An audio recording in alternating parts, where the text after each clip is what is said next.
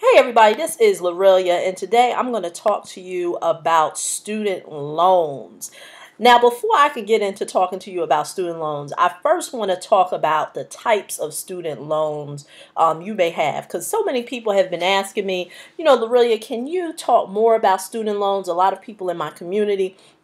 And then when I start to, inquire and ask them a few questions about the type of student loan they have, many people don't even know what type of student loan they have. So all they know is that they have a lot of student loan debt, but they don't even know what type of debt they have. So in order to get any type of remedy, to be able to have some of the student loan debt, forgiven, or whatever type of plan you plan to go into, whether it's a forbearance, a deferment, a forgiveness, you need to know what type of student loan you have. And so this is what this video is about. I'm going to share with you the characteristics of different types of student loans. So right there in front of you, there are two different types of student loans. There are subsidized and unsubsidized student loans.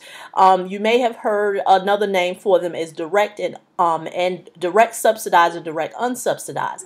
Now, these loans are basically loans that you got when you entered into college. Now, these loans are underwritten by the U.S. Department of Education. So these are federal loans that are given to colleges, and then from there, they're given to you. So you need to understand who the underwriter is. The reason why I want to say, you want to understand is because a lot of times people, when they need help with their student loans, they don't even know the nature of the student loans. So this video is going to briefly go into it. Now, what is a direct subsidized loan? You will see that on the right-hand side of the screen. Now, that's available to only undergraduate students, and you have to show some type of financial need. Now, also, the school determines how much you need, and it may not exceed the amount that you need for you to go to school. And you may think that's oxymoronic, because you may say, well, why is it that so many people have so much student loan debt? Oh, now, of course, there's different things that come into how much you need based on, the financial status of you or your parents, depending on if you're an independent or dependent student. Of course, the amount of college. So there's a lot of things that determines needs. So like I said, this is not a very in-depth video, but needs is very broad. So that's what needs is. Now remember, since this is a U.S. Department of Education federal loan underwritten by the government, they will pay the interest for you while you are in school. So while you're in school, the interest is not accumulating on the loan. And then after you graduate for the first 6 months, it is not accumulating on the loan. But keep in mind now, say if you go to school and you decide to drop out. Now remember, you only have a 6-month grace period. After that, the interest begins to accumulate.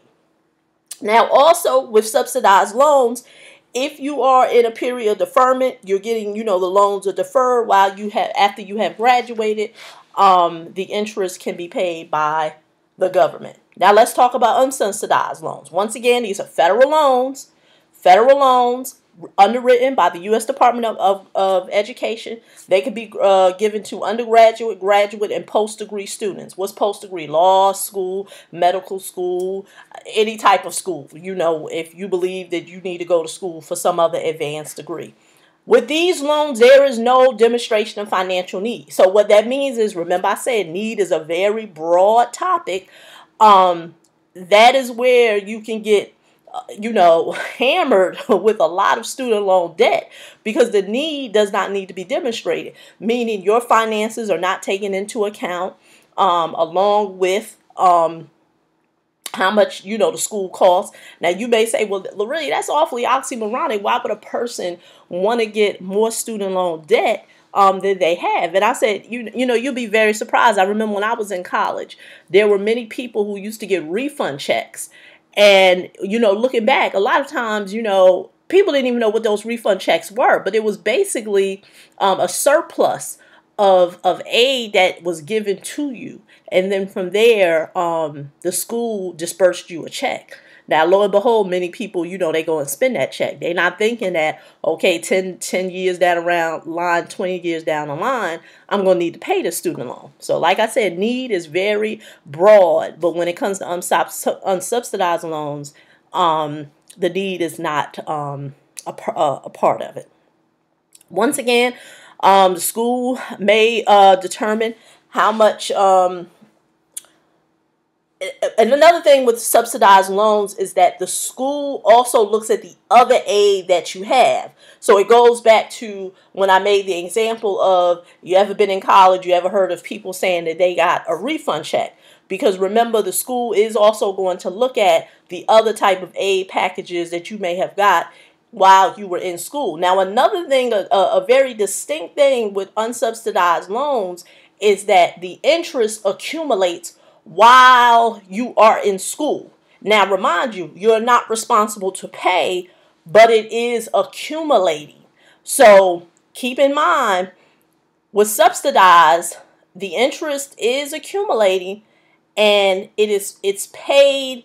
And the U.S. Department is paying the interest for you. But with unsubsidized, it is accumulating. U.S. Department of Education is not paying. You can pay if you want. If not, they will put it on the back of the loan. And of course, if you're in school, you can request a forbearance or a deferment. So once again, this is Lorelia giving you a brief overview of unsubsidized and subsidized loans. Like I said, in order for you to get the noose off your neck and to kind of get some type of relief from student loans, you first got to start here. You got to know what type of student loan you have.